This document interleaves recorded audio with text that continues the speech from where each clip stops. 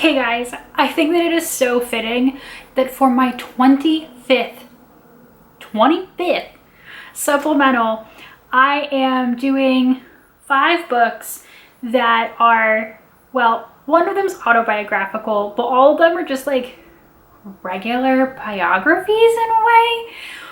Again, one of them's autobiographical, one of them is more character study, but it's been so long since I got back to the base of what I started doing here, and also a really long time since I actually read biographies in the traditional sense. So I'm really excited that this just happened to fall on my 25th one of these. I can't believe it.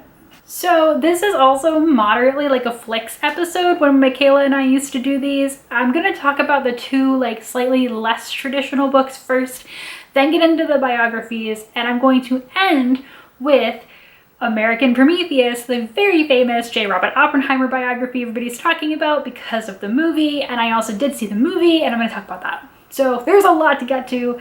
Let's get started. So the first book I'm going to talk about was an autobiography, kind of. It's called Testimony Inside the Evangelical Movement That Failed a Generation by John Ward. Now, I've mentioned this in a few of these episodes, but every once in a while, me and my research partner in my PhD program do a buddy read on books related to religion in America, specifically evangelical Christianity. My research partner grew up in an evangelical church, and so this was a book that we were reading together as part of our research, part of our project, and just as something to kind of talk about the experience that John Ward talks about in his book, which is as someone who was deeply, deeply, deeply involved in the evangelical church movement until quite recently, was a Republican his entire life and still is a Republican, but has moved away from basically the ways that those movements have kind of coalesced into one something behind Trump. I have a difficult time rating this book. I don't think my normal metric applies necessarily. What I do know is that from what my research partner has told me, that this story of this becoming disillusioned really was something that has meant so much to you in your life, and trying to come to religion now in a very natural and healthy way, and come to politics and try to reorient your worldview. All of the things that he said, the things that he grew up in, the things that he thought felt very true to her, and they rang true to her experience. And so that's not something that I can say yes or no to about this book, as I was not raised evangelical. But I think that that is a really good endorsement if you're wondering if this book speaks to a more communal experience, or at least between these 2 people. I will say that I don't necessarily think that the book taught me with facts or intellectually in the way that you might imagine a nonfiction book would educate you. I don't think that it told me anything that I already didn't know. But again, I read a lot of books like this, so that's a hard metric as well, with something like this book that was not necessarily meant to educate or give facts, but rather to kind of take you along on Ward's personal journey through all of this material, which it does extremely well. But again, if you're looking for a facts-based nonfiction book in the traditional sense, that's not what this is, and I could recommend a different book to you, much like Jesus and John Wayne that I have talked about in a previous episode. But again, this is a book that you read for the deep personal journey, and to go on that journey with someone who is being very honest with themselves. Sometimes books that are I used to be this, but now I'm this, in whatever context, don't really focus on themselves, and they focus on this is why I thought this, and then I changed, and now I'm better. But this is someone who is acknowledging some inner misogyny, some inner issues, and saying, yeah, I still grapple with this sometimes, and I'm just being honest, but this is how I began to change and am changing. And that just struck way more true than, I was this and now I'm this, hurrah, everything is fixed. So again, worth it for that. Other stuff, if you've read more traditional nonfiction books on the topic, not really going to teach you much of anything else. Speaking of books without a so whatism, I also read, this is a long title, The Big Break, The Gamblers, Party Animals, and True Believers Trying to Win in Washington While America Loses Its Mind by Ben Terrace. I will admit that I probably just put this on my holds list for the title. I thought that it was really interesting and funny. What this book ended up being is a character study of a number of different people who were either in Washington prior to the Trump presidency, and then like how they had to adjust to Washington during the Trump presidency, or people who were kind of blocked out of the like traditional Washington scene prior to the Trump presidency, and then were able to make a name for themselves in the ways that Washington was changing during those 4 years. In that sense, I understand what this book is trying to do, and it's trying to tell you about the different like movers and shakers, or people who want to be movers and shakers in Washington, and how kind of staid that whole scene was and kind of very traditional. And Trump shows up and everything kind of goes woo, and it invites new voices to the conversation that didn't have a seat at the table before, or it required people who were there before to radically change the way that they operated. I understand that, I get that. This book definitely has close personal relationships with all the people who the topics are about as well. The author clearly went and like interviewed them and got to know them, and so it's not like a removed biography or removed stories about them. It is very personal and in-depth in that way, but there's no like final like, and here's the point, or deeper meditation, or whataboutism, so what. It's just kind of like, yeah, here's all these people. Isn't the change in Washington wild? And you're like, yeah, it is. I definitely had never heard of all these people who you're like showing that to me through, and I've definitely met some interesting characters through the writing, and it is well written, the character studies, but I was just kind of like, okay. It really is just a set of character studies, and again, inviting you to think about how Washington was, and now how it is or was, and like what is going to happen to it now that there is a more like traditional sense trying to be pulled back over the capital city, but like nothing will ever be traditional ever again. It's an interesting thought, but it's just not really like executed well in the end. So now we get into some more traditional biographies, and I read 3 very different ones on people you may or may not know the names of. So I'll start with this one.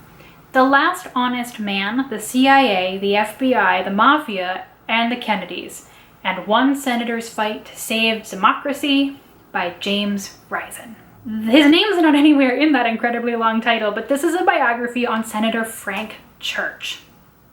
Frank Church was a senator during the time of not only the Kennedys, but also Vietnam. His story is an American story, someone who comes from not a lot of much and rises to become a very powerful senator who goes to bat against the FBI, the CIA, and the Mafia when he becomes powerful enough in the Senate to do so.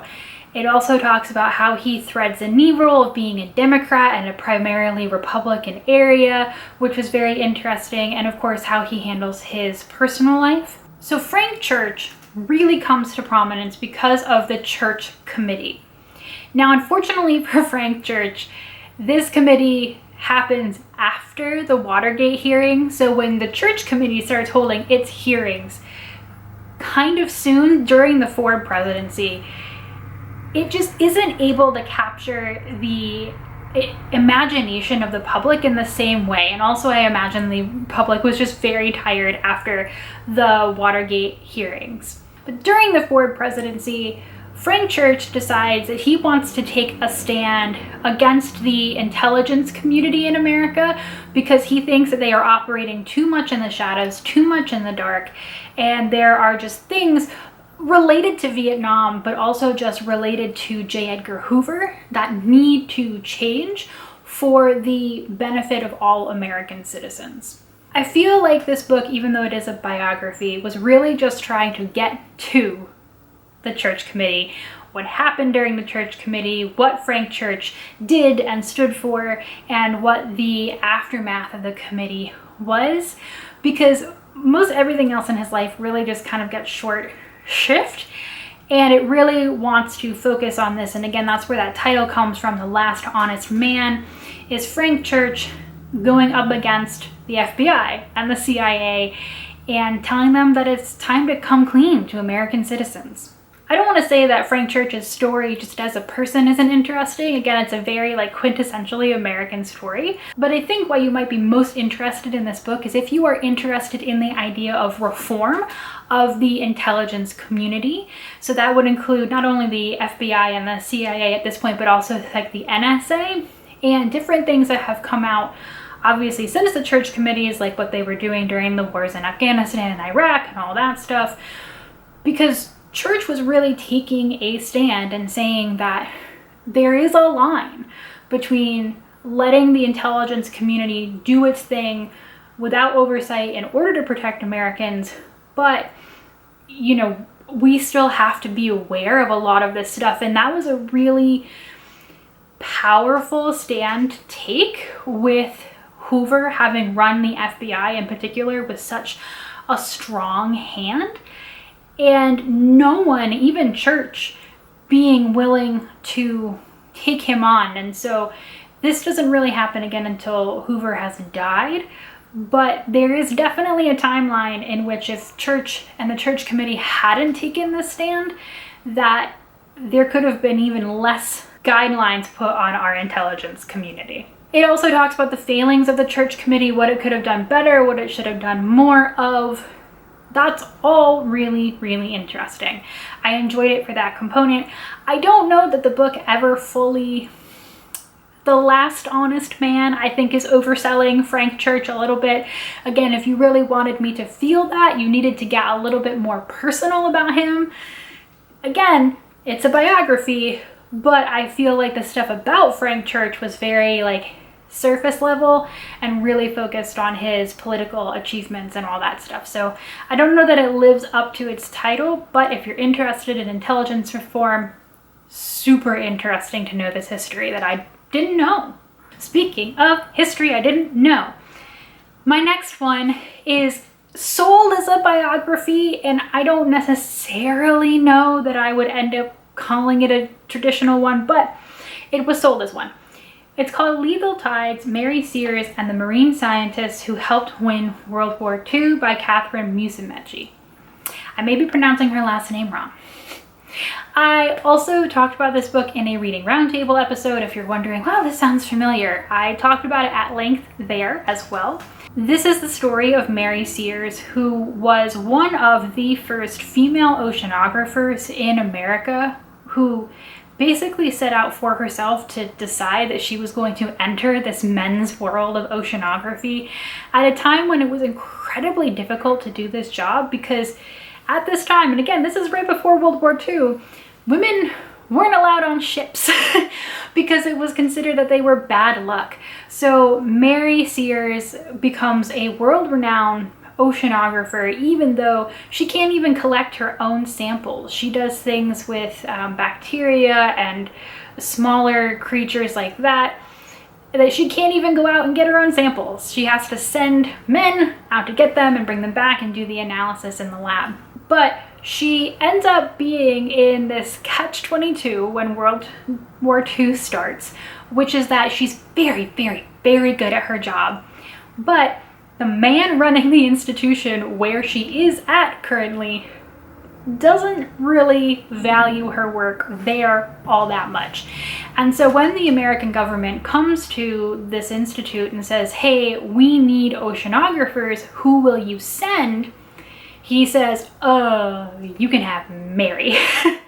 I have read quite a bit about World War II. There is a lot to read about World War II, and in particular, I have read quite a bit about the Pacific Theater, the boats, the captains, the generals, the war plans, the different campaigns, all that stuff.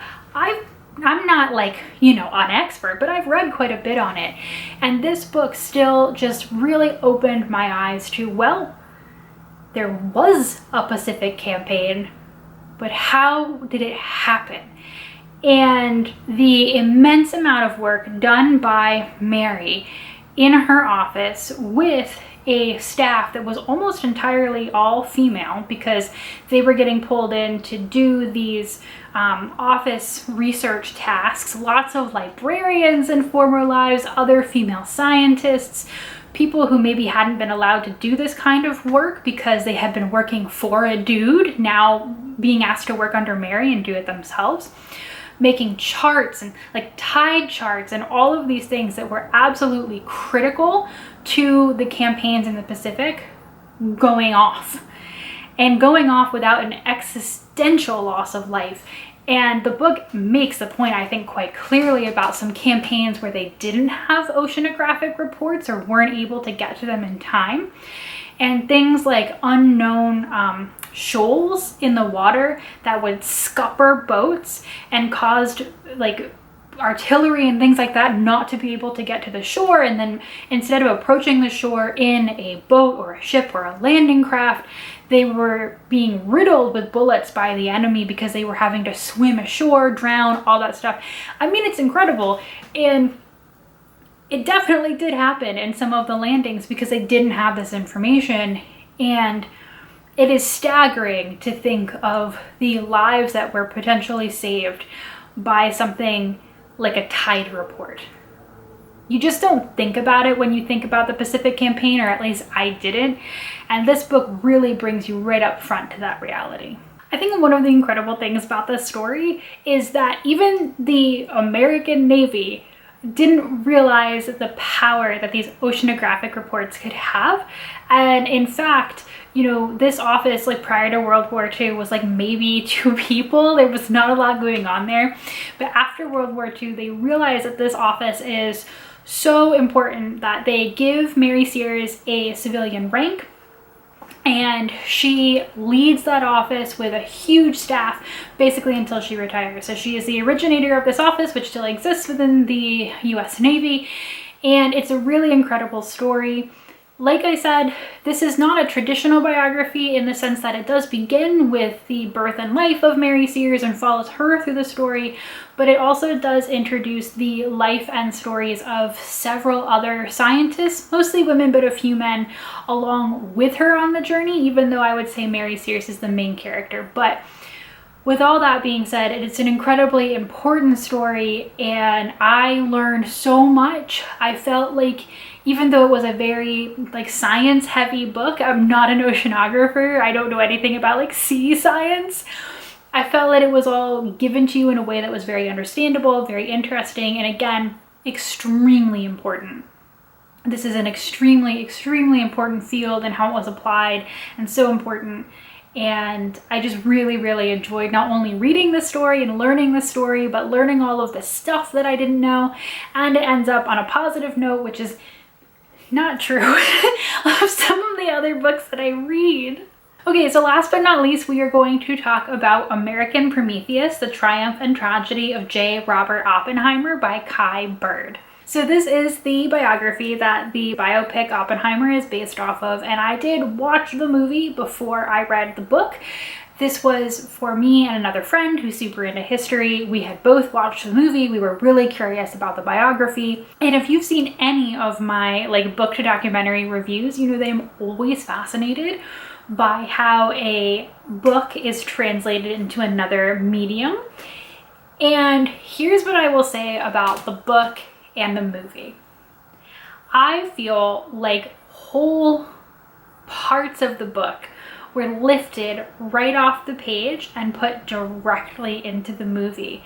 And I don't mean that in a boring way, but I just mean that there were full scenes or even sets of scenes that I read in the book and I was like, wow, these were translated like word for word in the movie. And that made me feel really great about the movie being something that obviously is a work of pseudo fiction. There are some parts of it that have to and must be fictionalized, but at the same time, the level of detail had historical verbs, like words, conversations, descriptions. Obviously, the trial was all written down to some of this other stuff that was used. They weren't using, like, all of the dialogue wasn't made up, you know what I'm saying? So I really did enjoy that. Obviously, the book is something that is going to give you way more detail than anything that happens in the movie. First of all, because anything that is pictured in the movie, the book is able to handle with much more nuance. There are some characters that have identities in the movie that either aren't really fleshed out or are made to seem a little bit one-dimensional just because of the short length of time that they're there, that actually were much deeply more involved in Oppenheimer's life and were full-faceted human beings, or certain people whose relationship was not as, I don't want to say simple, but like as one-to-one as the movie made it seem.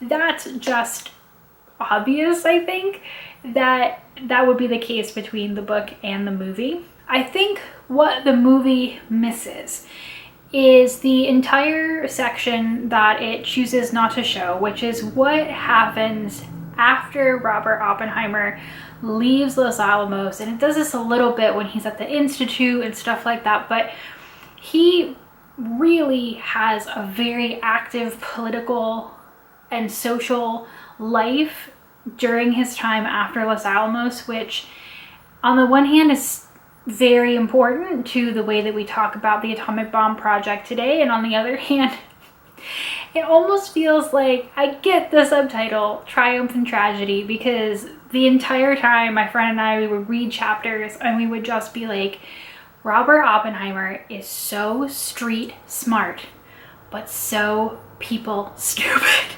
And it feels bad to say that, but I hope what you're getting from us joking around is that Oppenheimer was not good with people. He was good with science, he was not good with people. And there are so many things, particularly as his ego grows and grows after this, where you're just sitting there and you're going, oh dude, it didn't have to be like this. It couldn't, can you not, oh no. And of course, hindsight is 2020, but I think that there are definitely some personal decisions that he made, or some like politically ignorant decisions that he made, where it just kind of went, ugh.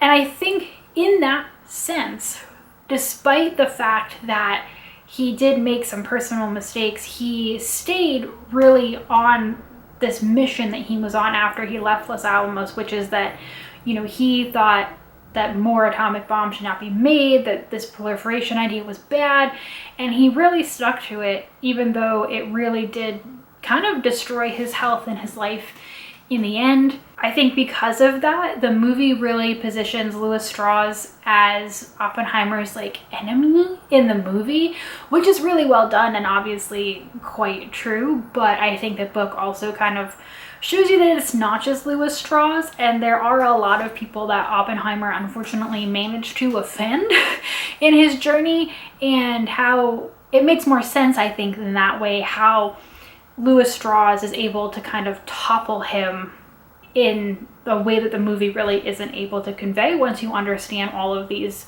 smaller incidents. In the end, I actually don't really have that much to say about the biography, because both the movie and the biography are exactly what I expected. Like, I went to the movie to be amazed. It's visually stunning. It's also just very interesting on a historical level.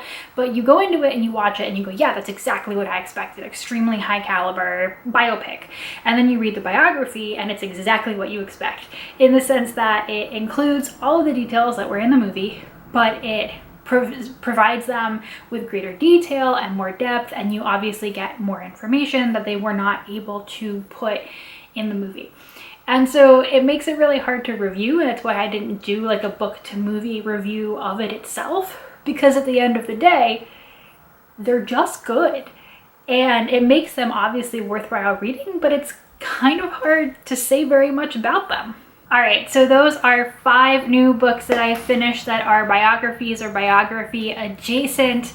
I hope that you have enjoyed this and maybe want to pick up some interesting history about some things or a person that you've never heard about before. Again, I highly, highly recommend, in particular, Lethal Tides and American Prometheus. They were excellent examples of the genre that they are in. And if you need something that's a little bit more traditional, like biography with facts and information that will teach you things, particularly in these about science, Lethal Tides, American Prometheus, excellent choices. And the other 3 have benefits in their own right as well. Testimony, like I said, extremely personal. The Big Break is a great character study, if lacking a whataboutism. And The Last Honest Man, while not living up to its title, very interesting to read about particularly intelligence reform. So a little bit of something for maybe a few different people in this. As there is always, I don't know what's going on. I still can't believe we've made it to 25. It's incredible. Thank you so much for being with me on this journey, and I will see you next time. Bye.